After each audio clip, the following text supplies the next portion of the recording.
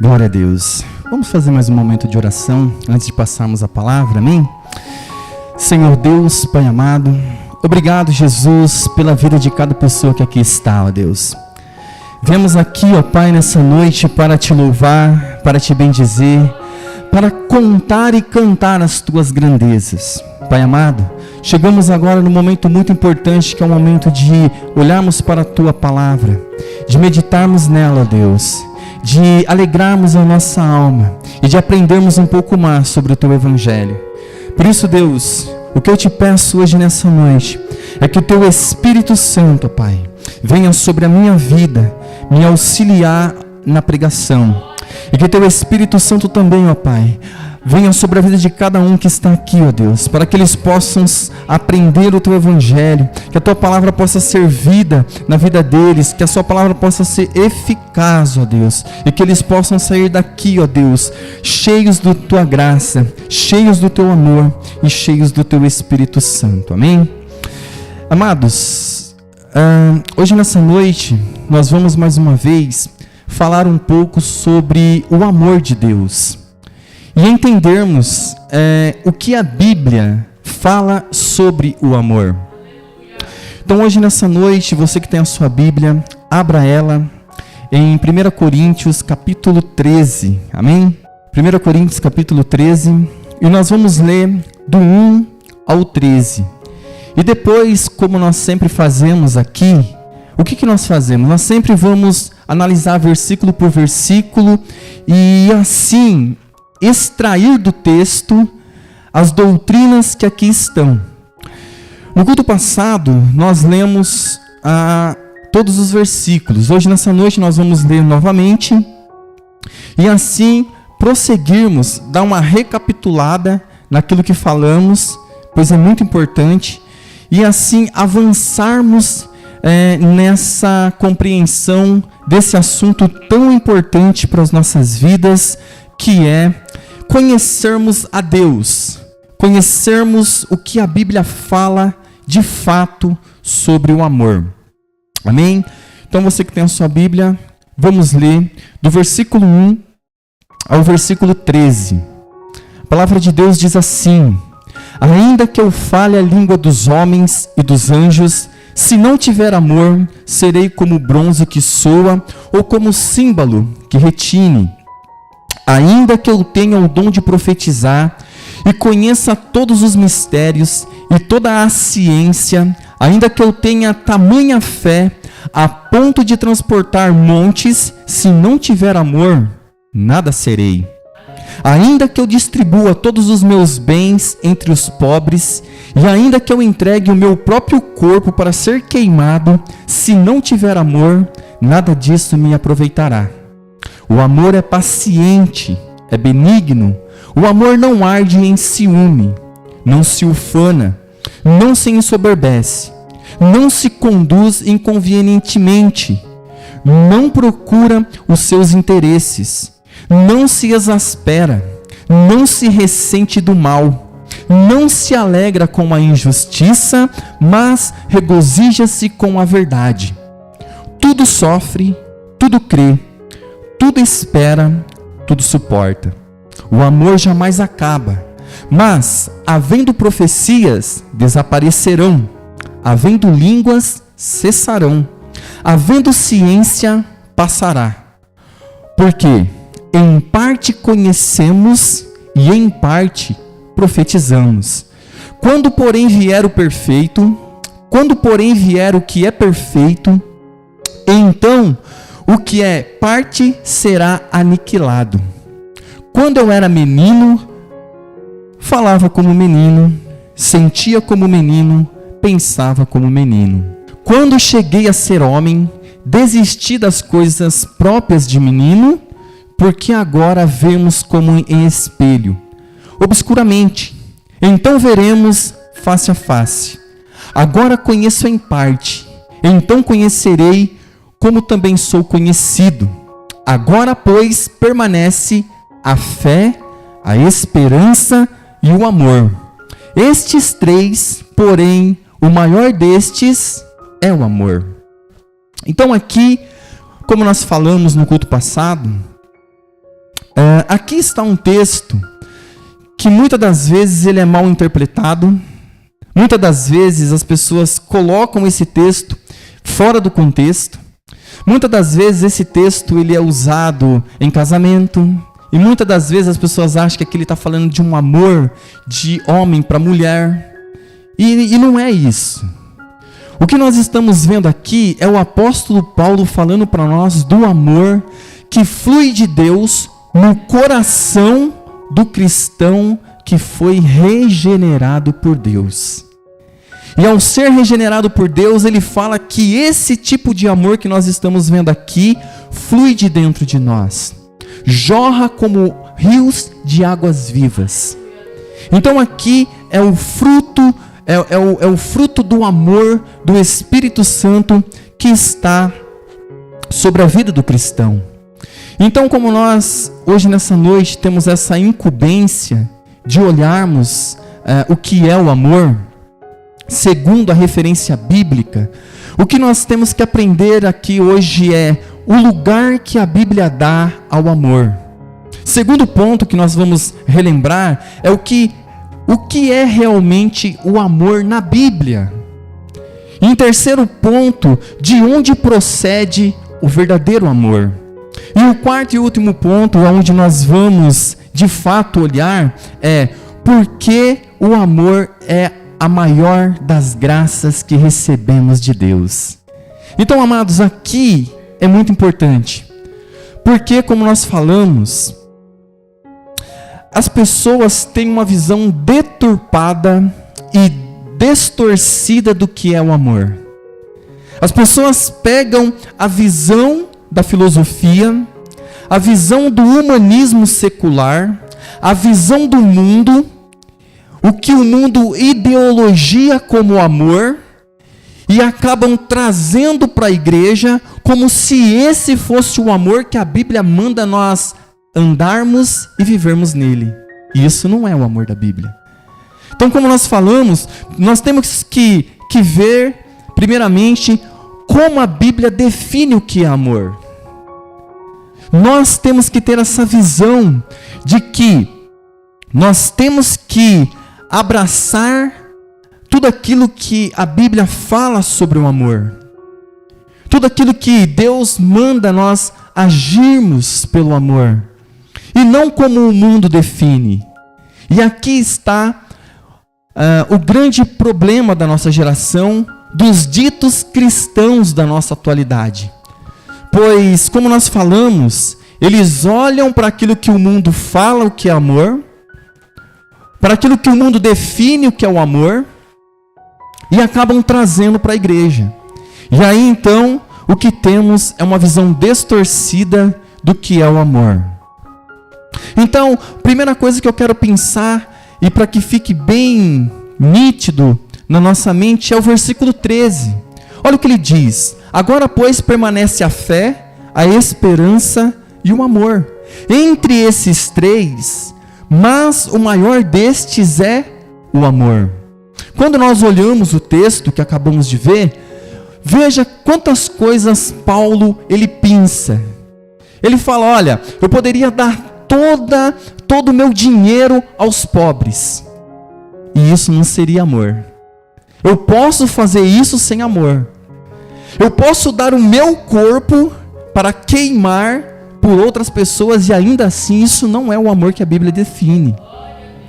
Então, vê como é importante isso. Nós temos uma visão do mundo que diz que o amor filantrópico é o amor ideal. Sabe, aquele que você dá as coisas, aquele que você faz. A Bíblia diz que muitos ímpios, não os cristãos, praticam isso. E isso não é o amor que a Bíblia diz que é o amor. Então veja como nós pegamos a definição do mundo e trazemos para a igreja e queremos que a igreja viva por essa definição.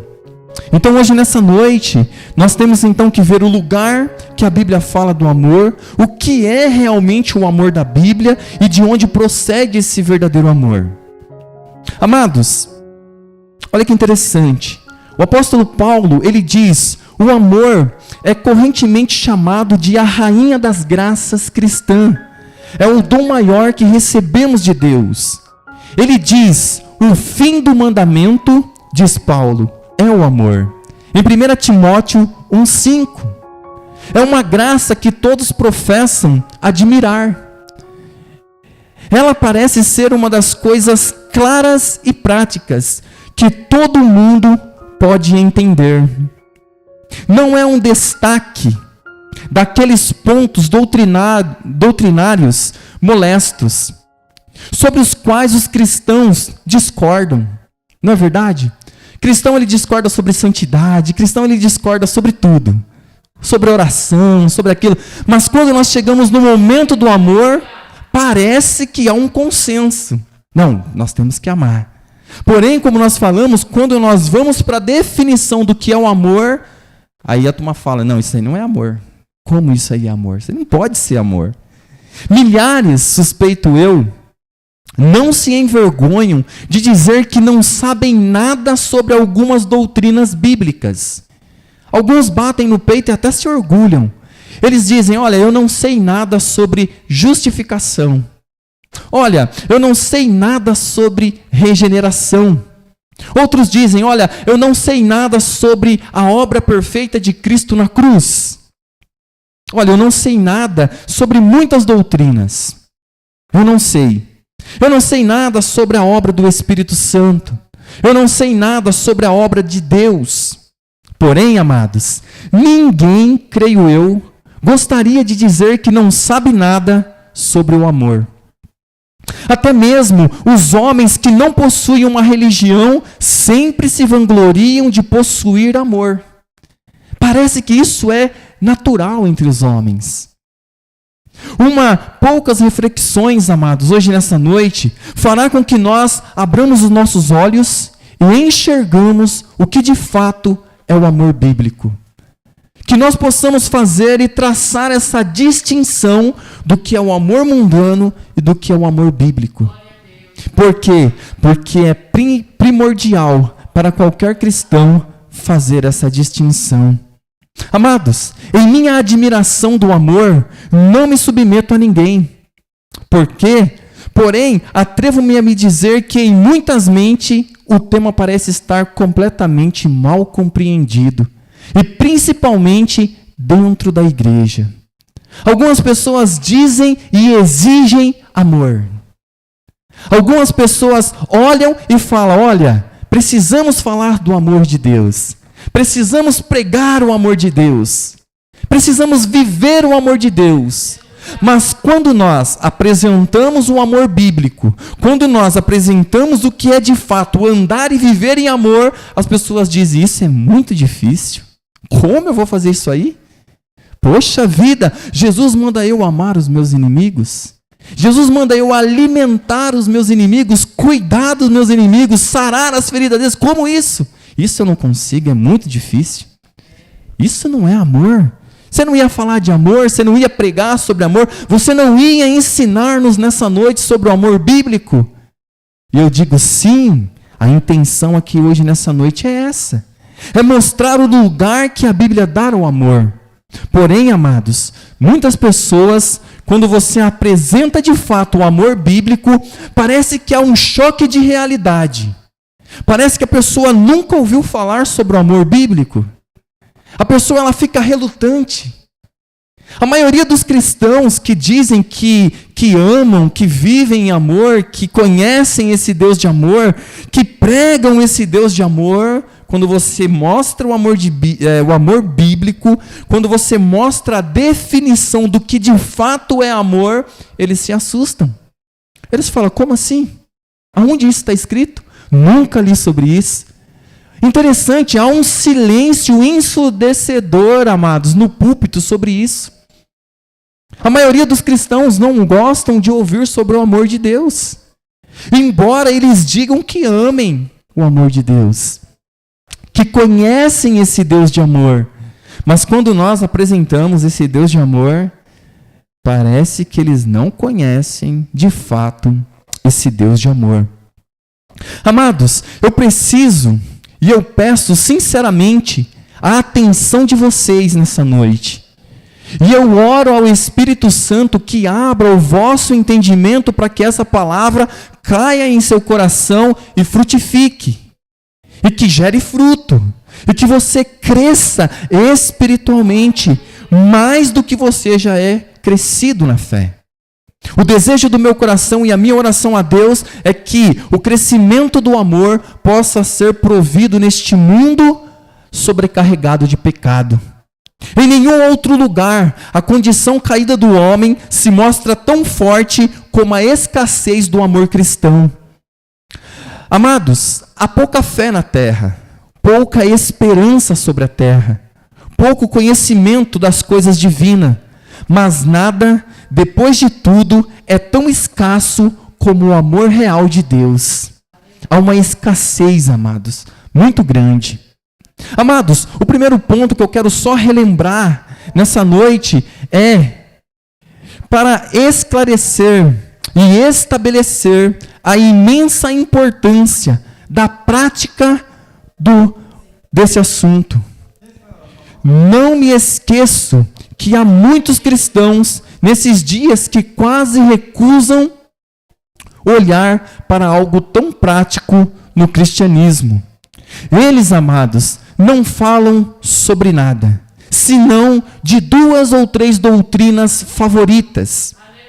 Quero recordar, amados, a vocês nessa noite, que a Bíblia contém conteúdos práticos tanto quanto doutrinários. E que uma coisa para a qual ela atribui de grande importância é o amor. É o amor. Voltemos nossa atenção, amados, para o Novo Testamento nessa noite. E observemos o que nos é dito sobre o amor. Em todas as investigações religiosas, nada há como deixar que as Escrituras falem por si só. Não há melhor maneira de encontrar a verdade do que recorrer ao velho caminho de voltar para os textos bíblicos e para a simplicidade do texto, aonde tudo é tão fácil, tão simples de se ler, tão simples de se entender. Amados, a Bíblia, ela não tem um código secreto sobre o amor. É impressionante. É tão claro como o sol do meio-dia, essa doutrina do amor.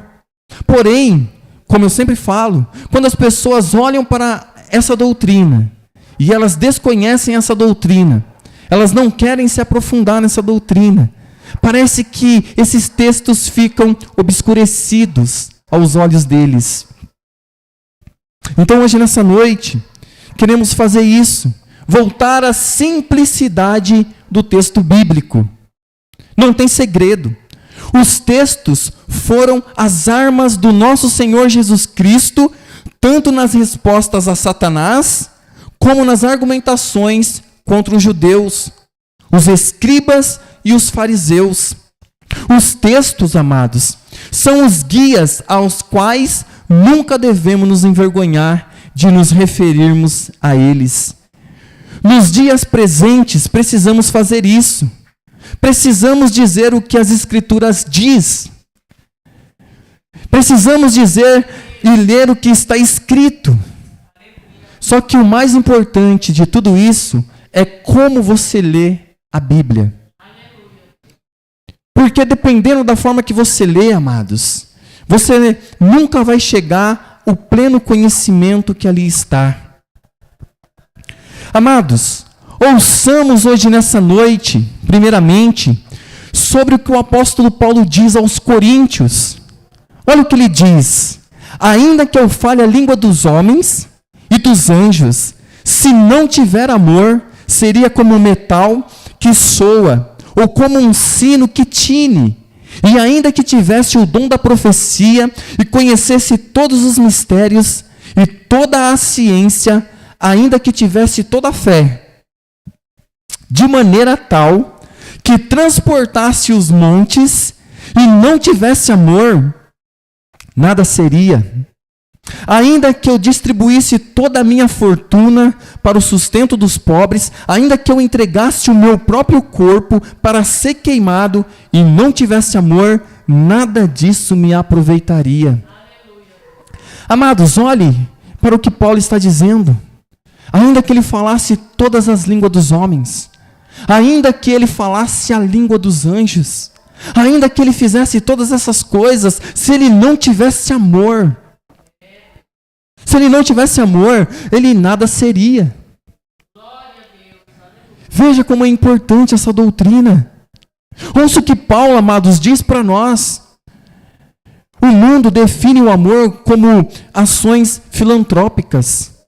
Vou dar comida, vou dar cobertor, eu vou dar sopa no frio, eu vou fazer isso, eu vou dar uma cesta básica, vou fazer aquilo, porque quem faz isso ama. A Bíblia está dizendo que não. Muitas pessoas fazem isso por outros motivos. Alguns dão cesta básica e se filmam, porque eles não estão interessados nas cestas básicas que eles estão dando e as almas. Eles estão interessados nos likes, nos views que eles irão ter. Por que essas pessoas, ao fazerem essas ações, eles não desligam seus celulares? Por que ele tem que fazer para mostrar para todo mundo? Por que as igrejas têm que fazer e filmar aquilo e mostrar para todo mundo, olha o bem que estamos fazendo? Mas a Bíblia diz que isso não é um amor bíblico. Ainda que eu desse o meu corpo, Paulo diz, para ser queimado. Uou, que prova de amor! Você dá o seu corpo para ser queimado. Paulo diz que muitas pessoas podem fazer isso, e não por amor. Porém, quando nós olhamos alguém fazendo essas coisas, nós dizemos, poxa, aquela pessoa tem amor. Verdadeiramente, se aquele dá cesta básica. Ele ajuda não sei quantas pessoas. Se ele não tem amor, ninguém mais na terra tem. Mas a Bíblia diz que isso não é amor.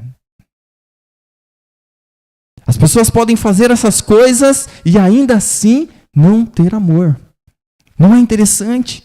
Ouça o que Paulo diz aos Colossenses, amados. E sobre tudo isso, revestivos do amor, que é o vínculo da perfeição.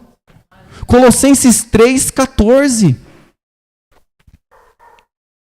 Ouça o que Paulo diz a Timóteo. Ora, o fim do mandamento é amor, de um coração puro e de uma boa consciência e de uma fé não fingida. 1 Timóteo 1,5. Ouça o que Paulo diz. Mas, sobretudo, tende ardente amor uns pelos outros, porque o amor cobrirá a multidão de pecados. 1 Pedro 4,8. Ouçamos, amados, o lugar que a Bíblia está dando ao amor. Hoje, nessa noite, ouçamos isso, o que a Bíblia diz. Ouçamos o que o próprio Jesus Cristo, o nosso Senhor, o nosso Mestre amado, ele diz sobre o amor. Ele diz assim: um novo mandamento vos dou, que vos ameis uns aos outros, como eu vos amei a vós, que também vós uns aos outros vos ameis. Nisto todos conhecerão que sois os meus discípulos, se vos amardes uns aos outros. E aí você apresenta esse texto para algumas pessoas, eles falam, meu, que isso? Eu não consigo fazer essas coisas.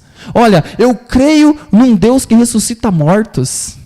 Eu creio num Deus que cura doenças incuráveis. Eu creio num Deus que abriu o mar vermelho. Eu creio, mas um Deus que me transforma para que eu ame outra pessoa, isso eu não creio. É impossível disso acontecer na minha vida e no meu coração. Como Jesus ousou nos dar um mandamento assim? Se ele nos dissesse, odiai-vos uns aos outros, mas não, ele diz, ameis. Mas as pessoas amam o amor. Eles pregam sobre o amor, eles falam sobre o amor.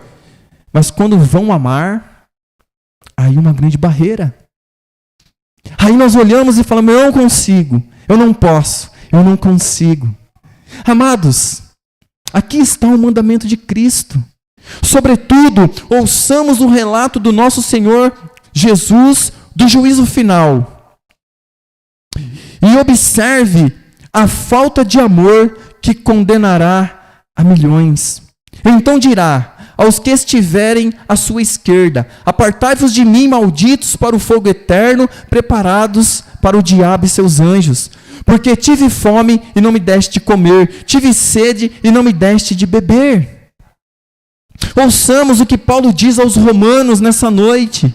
A ninguém devais coisa alguma a não ser o amor com que vos ameis uns aos outros. Porque quem ama aos outros cumpriu a lei. Amados, Paulo, olha o que ele diz ao Efésios: andai em amor, como também Cristo vos amou e se entregou a si mesmo por vós, em oferta e sacrifício a Deus em cheiro suave. Amados, aqui está o lugar que a Bíblia dá ao amor. Não é maravilhoso? Não é algo que nos ajuda a entender muitas coisas? Agora, o que é realmente o amor na Bíblia? Antes de nós avançarmos, o que a Bíblia diz sobre o que de fato é o amor? Como a Bíblia define o amor? Porque nós temos que ter isso para que possamos viver em amor, andar em amor, verdadeiramente praticar esse amor. Porque veja, é um mandamento. Andai em amor. Viver em amor. E não é gostoso falar sobre o amor? Ainda mais quando a Bíblia ela define para nós o que é o amor. Penso que é de grande importância ter visões claras sobre este ponto. É precisamente aqui que os enganos sobre o amor começam. Milhares de pessoas enganam a si mesmas com a ideia de que elas têm amor. E isto, amados, devido a uma clara ignorância das Escrituras. O amor delas não é o amor descrito na Bíblia. Não é. E aqui, então, nós temos um amor egoísta, um amor egocêntrico, um amor que as pessoas querem que o mundo se curvem por ela, sobre os desejos dela, as vontades dela. E quando as coisas não acontecem como ela quer, então ela diz: ninguém me ama. Ninguém me ama. Ninguém me ama. Como essas coisas podem acontecer comigo? Então veja, primeiro ponto, o amor da Bíblia não consiste em dar aos pobres, como eu falei. É uma ilusão comum supor isto. Todavia, Paulo nos diz claramente que um homem pode dar tudo o que ele possui e ainda assim não ter amor, como nós falamos. Então, amados, o que é um homem amoroso? Lembrará dos pobres. Não pode haver dúvidas, Gálatas 6:10. Que ele fará tudo o que ele pode para assisti-lo, aliviá-los e diminuir as aflições deles. Não nego nem por um momento este ponto. Tudo o que disse é que isto não é por si só o amor da Bíblia. É fácil gastar uma fortuna ao distribuir dinheiro, sopa, pão, cobertor e roupas, e todavia estar totalmente destituído do amor da Bíblia, como nós falamos. E essas coisas, amados, são para que nós possamos então definir o que é o amor da Bíblia. O amor da Bíblia não consiste em nunca desaprovar as opiniões religiosas de outras pessoas. Amados, aqui há outra ilusão muito séria e crescente em nosso meio cristão. Infelizmente, há muitos que se orgulham de nunca se pronunciar contra os outros. Não importa quais visões eles possam sustentar. Hoje em dia, nós vivemos em um mundo que você tem que ser politicamente correto. Eu não posso dar minha opinião sobre isso, eu não posso dar minha opinião sobre aquilo. Cada um tem a sua fé, cada um tem o seu Deus, e no final vamos todo mundo para o céu. Não importa o que ele faça, não importa como ele vive, eu não vou falar nada, eu vou me silenciar, e não podemos fazer isso. O amor bíblico nos leva, de fato, a confrontar essas pessoas. Por exemplo, o seu próximo pode ser um católico romano ou um mórmon, mas o amor diz que você não tem o direito de pensar que ele está errado na cultura atual. Não. Ele tem um jeito dele servir a Deus. Isso é errado.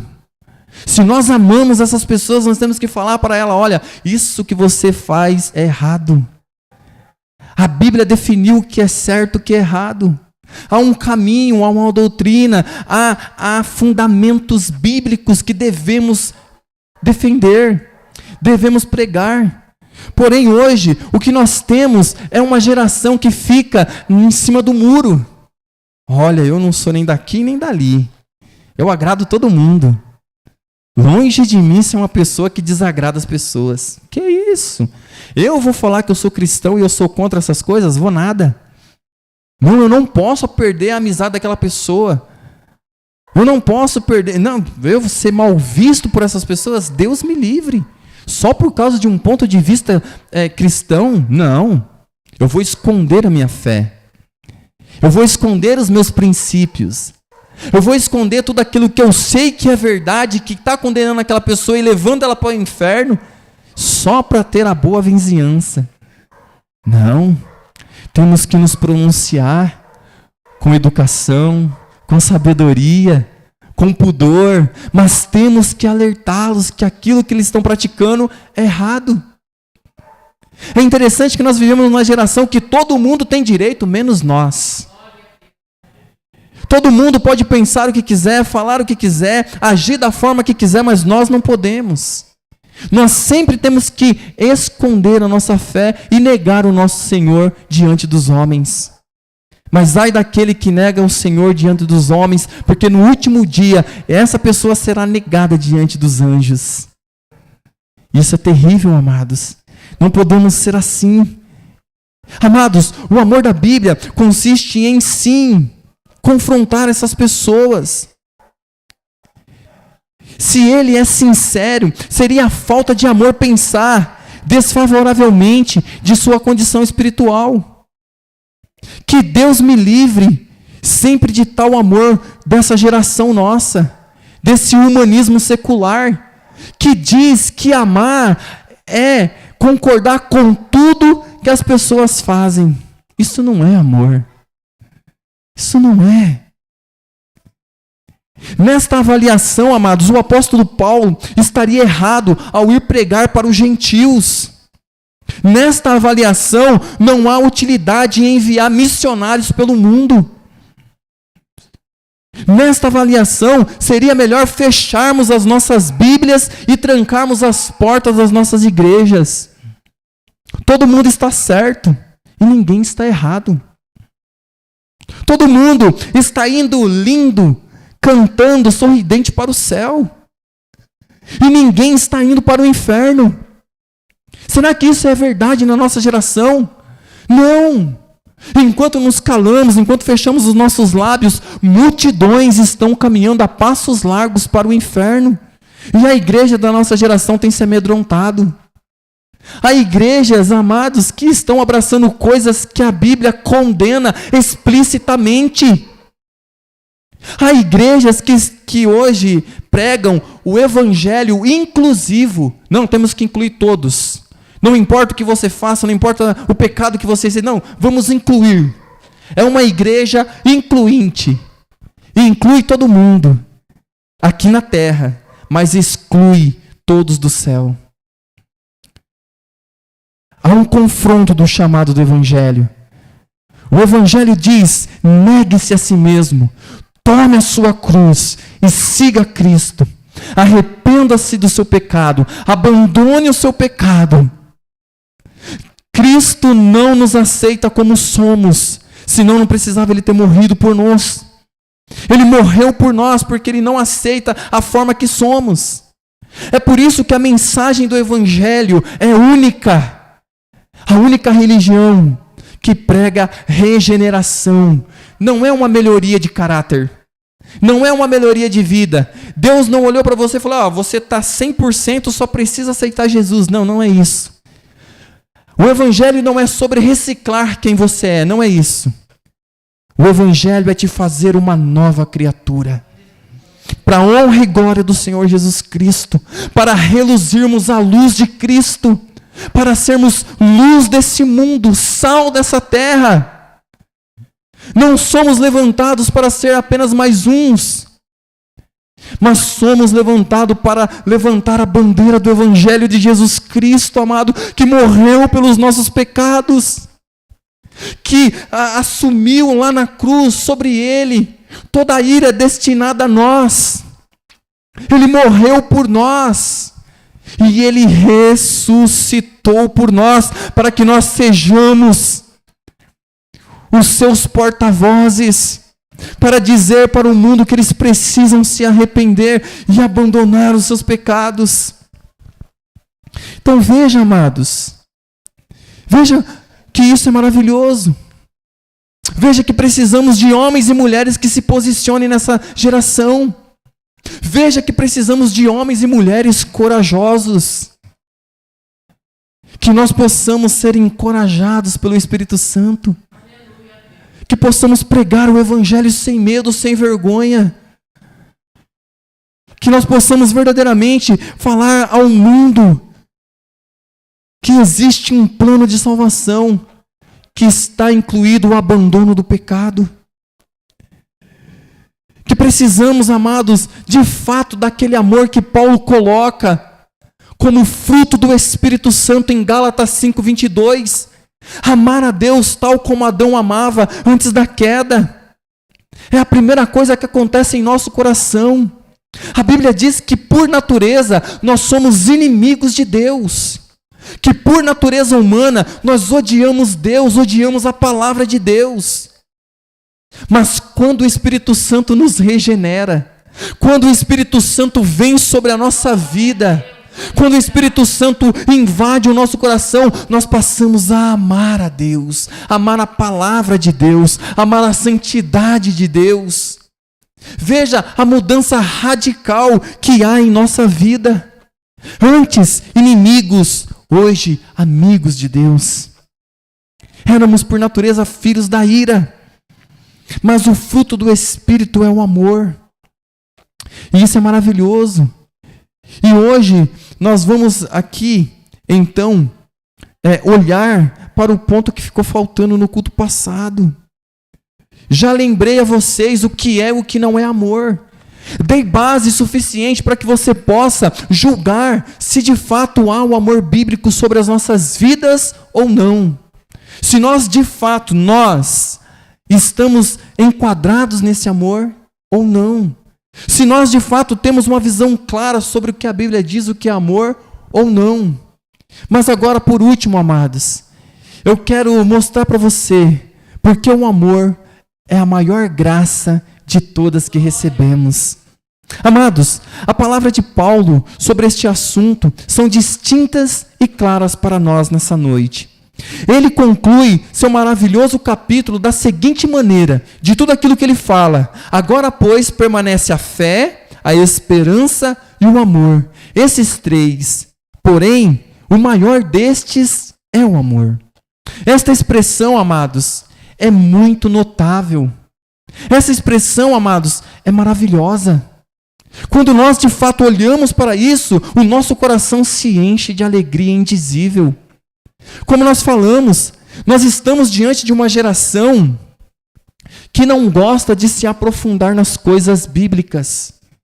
Mas quando nós começamos a ver a grandeza dessa doutrina, a profundidade dela, a imensidão dela, aquilo a que ela remete, aquilo que ela traz para nós, amados, quão maravilhoso isso é. Essa expressão, como eu falei, ela é notável. De todos os escritores bíblicos do Novo Testamento, nenhum certamente exalta tanto a fé como o apóstolo Paulo. Nós podemos ver isso em várias epístolas. Podemos ver isso em Romanos, podemos ver isso em Gálatas. Abundam em sentenças, mostrando a sua vasta importância, que é a fé. Pela fé, o pecado se apropria de Cristo e somos salvos pela fé, somos justificados pela fé. É através da fé, amados, que temos paz com Deus. Todavia, aqui, nessa parte onde nós lemos nessa noite, o mesmo apóstolo Paulo, que fala de algo que é maior que a fé. Pensa comigo, o apóstolo Paulo, ele pregou muito sobre a fé, ele ensinou muito sobre a fé, ele foi enfático que é a fé, ele nos deu os aspectos da fé, mas aqui ele ressalta algo que é maior do que a fé. Ele ressalta o amor. Ele coloca diante de nós as 3 graças cristãs principais e pronuncia o seguinte julgamento sobre elas, amados. O maior destes é o amor. Tal sentença de tal escritor demanda a atenção especial nossa nessa noite. Talvez você nunca olhou para esse aspecto do amor. Talvez isso nunca tenha chamado a sua atenção. Porém, o que entendemos quando ouvimos que o amor é maior do que a fé e a esperança? O que vem à nossa mente? Quando nós ouvimos que o amor é maior do que a fé e maior do que a esperança. Amados, não devemos supor, nem por um momento, que o amor pode expiar o nosso pecado.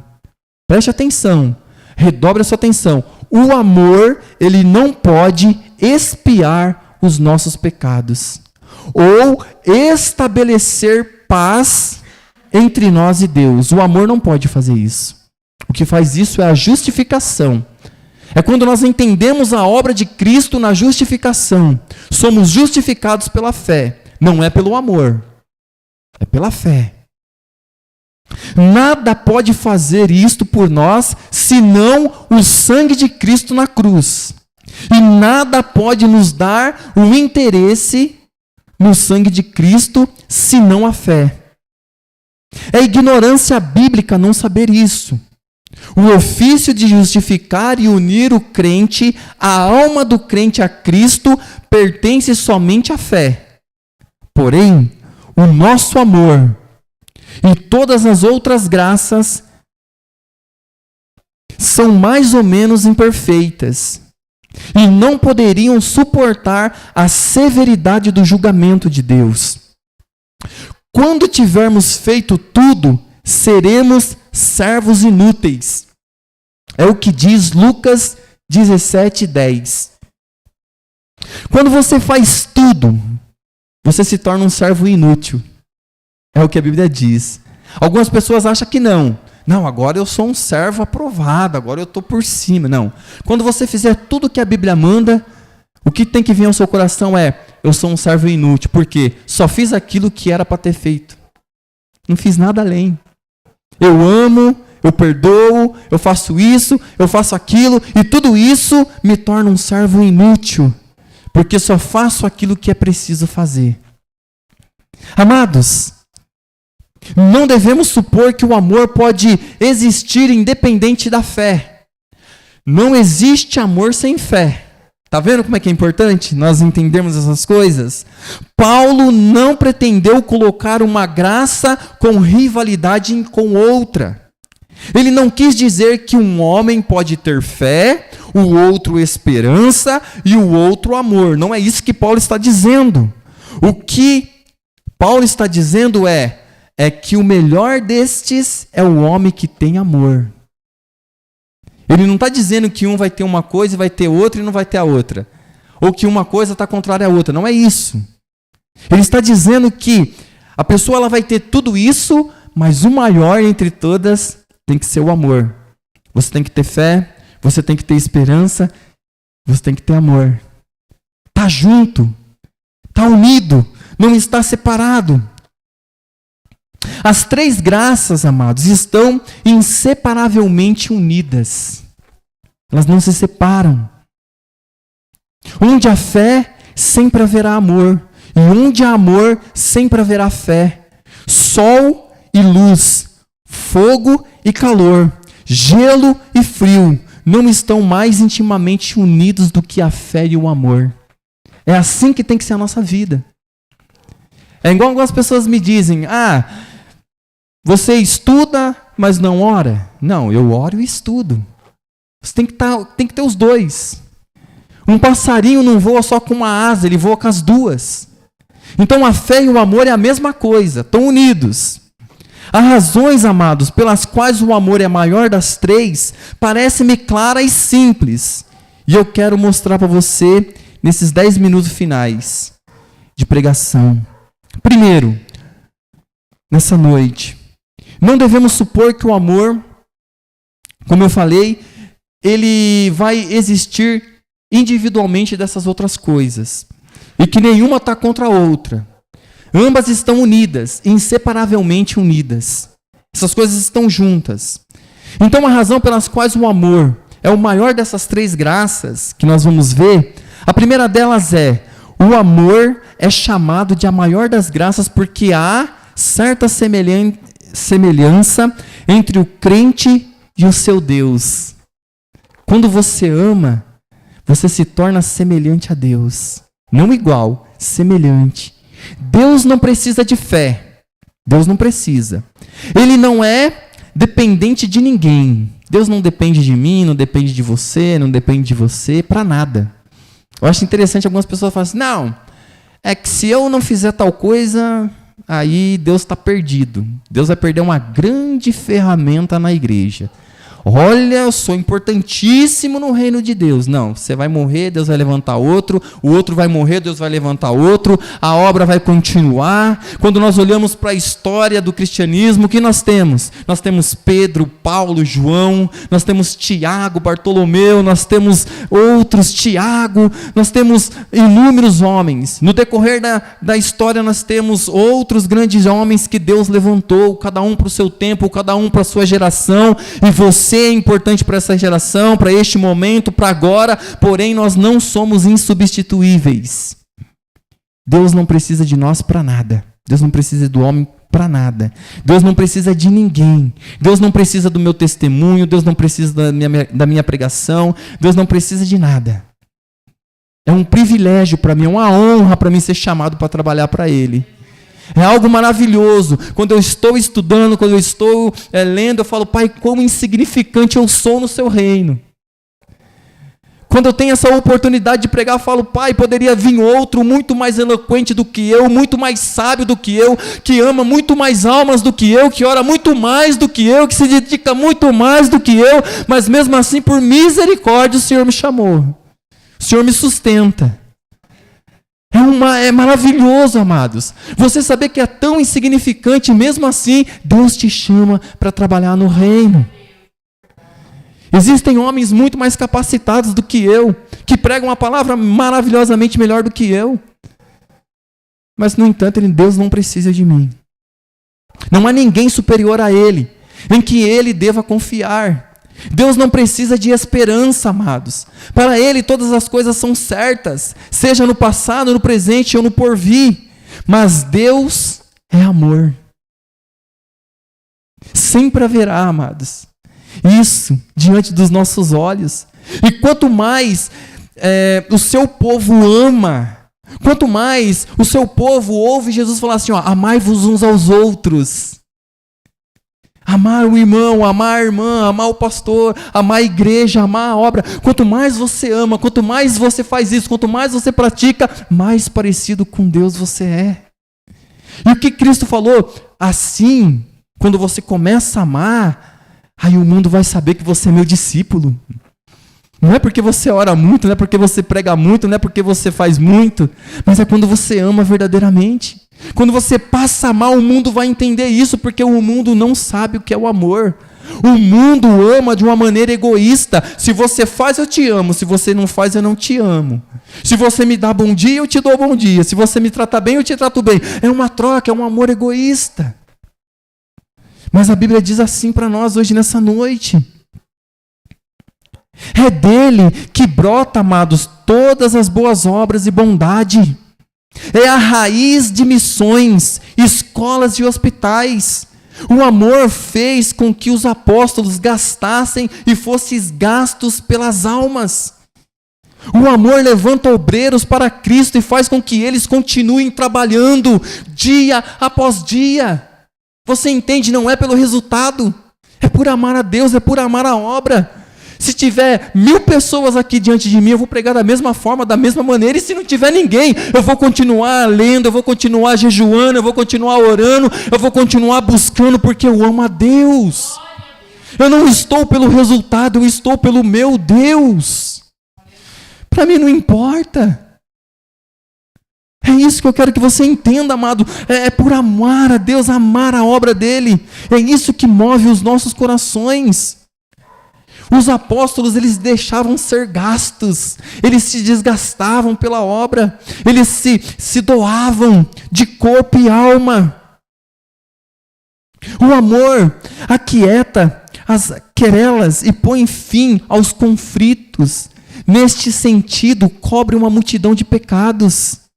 Em 1 Pedro 4,8, o amor adorna o cristianismo e recomenda ao mundo. Um homem pode ter fé real e senti-la, e todavia, amado, sua fé pode ser invisível aos outros, mas o amor de um homem não pode ser escondido de forma alguma. Terceiro, o amor, em último lugar, amados, é a maior das graças, porque ele é o único que perdura. De fato, ele nunca morrerá. A fé um dia será engolida pela visão gloriosa de Cristo vindo sobre as nuvens com poder e grande glória. Quando nós seremos transformados, encontraremos o Senhor nos ares. A esperança pela certeza que diante daquele dia estaremos diante do nosso amado. O ofício dela será útil na manhã da ressurreição.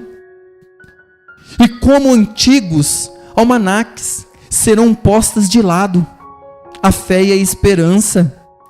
Mas o amor perdurará por todas as eras sem fim, de eternidade em eternidade. O céu será a morada do amor. Os habitantes do céu estarão cheios de amor. Eles estarão recebendo e transbordando amor pelo seu Criador. O amor não desaparecerá na eternidade. Um sentimento comum estará no coração de todos, daquela multidão. E este sentimento será o amor. A fé, ela vai acabar um dia. A esperança, ela vai chegar ao fim. Mas o amor vai continuar. É sobre isso que a Bíblia diz, sobre o que é o amor. Eu deixo essa parte do meu assunto aqui e passo a conclusão para nós terminarmos nesses últimos 5 minutos, amados.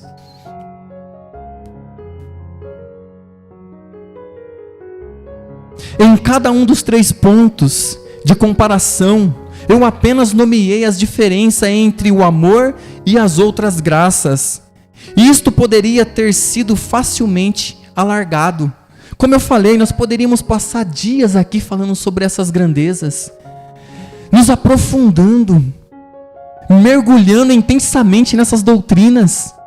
E então nós seríamos cada vez mais cheios de amor por Deus. Mas o tempo e o espaço me impedem de fazê-lo.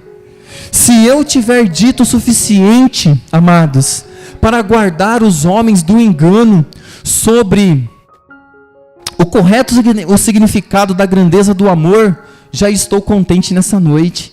Se você sair daqui hoje com a certeza do que é o amor bíblico, eu já estou muito satisfeito.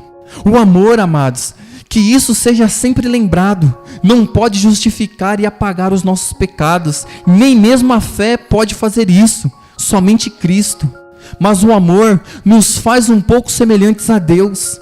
O amor é de uma utilidade poderosa para o mundo. O amor continuará existindo, florescendo quando a obra da fé estiver terminada.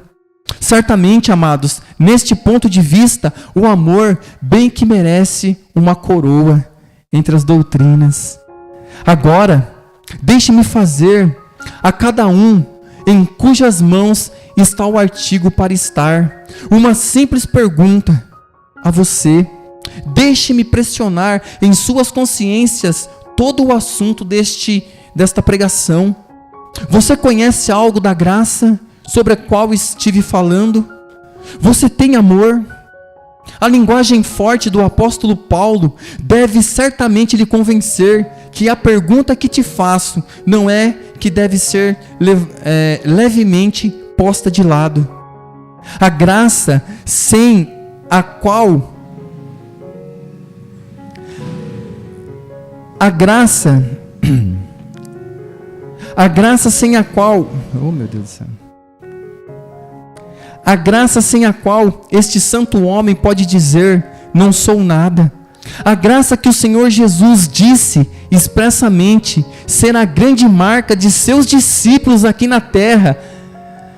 Esta graça, digo, exige a mais séria consideração da parte de todos aqui nessa noite. Aqueles que se preocupam com a salvação de suas almas. Ela deveria lhe deixar pensando: como isso me afeta? Eu tenho amor, o amor bíblico flui do meu coração, flui de dentro de mim como um rio de água vivas. O Espírito Santo faz brotar esse amor em mim. Você talvez tenha algum conhecimento religioso. Você conhece a diferença entre a doutrina verdadeira e a falsa? Você pode talvez até citar alguns textos e defender as opiniões que você sustenta. Mas lembre-se, amados, que o conhecimento que é desprovido de resultado prático na vida e no temperamento é uma possessão inútil. As palavras do apóstolo são bem claras para nós. Se conhecesse todos os mistérios e todas as ciências e não tivesse amor, nada seria. Você talvez pense que tem fé. Você pode confiar que um dos eleitos de Deus e descansar nisso. Mas certamente, se você lembrar que há uma fé, igualmente a fé dos demônios, que é absolutamente inútil, e que a fé dos eleitos de Deus é uma fé que opera pelo amor, Gálatas 5,6, foi quando Paulo lembrou do amor dos Tessalonicenses, bem como de sua fé e esperança, amados, que ele disse: sabemos, amados irmãos, que a vossa fé, a vossa eleição é de Deus, sabemos que ele vos escolheu. É isso que a Bíblia nos diz, amados.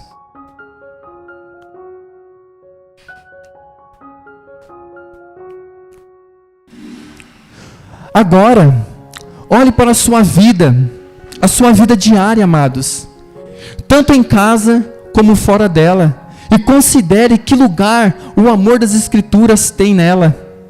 Qual é o seu temperamento? Qual é a sua conduta com respeito aos membros da sua família? Qual é a sua maneira de falar, especialmente nas ocasiões de irritação e provocação? Onde está a sua natureza? A sua boa natureza, a sua cortesia, a sua paciência, a sua mansidão, a sua gentileza e a sua tolerância? O que você sabe de mente daquele que andou fazendo bem, que amou a todos, embora especialmente, amados, os seus discípulos, que retornou o mal com bem, o ódio com bondade, e que teve um coração grande e suficiente para simpatizar com todos? O que você faria no céu se chegasse lá sem amor?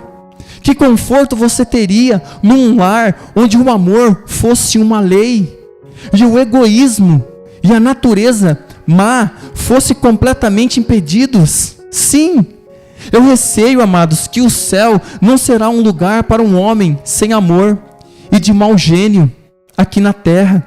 Observou o que um garoto disse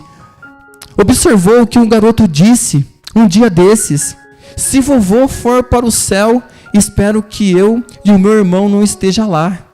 Por que você diz isso? Eu perguntei.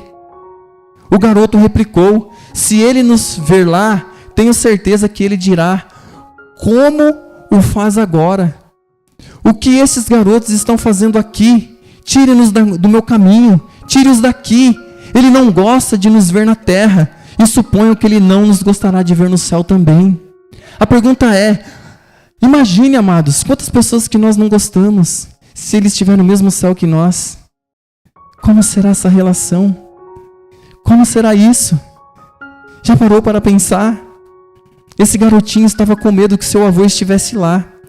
Não dê descanso a você mesmo, até que conheças por experiência o verdadeiro amor cristão.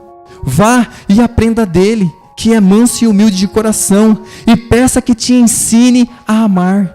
Peça ao Senhor Jesus para colocar o seu Espírito dentro de você, para tirar o velho coração de carne, de pedra, e colocar um coração de carne, para que lhe dê uma nova natureza e fazê-lo conhecer algo de sua mente.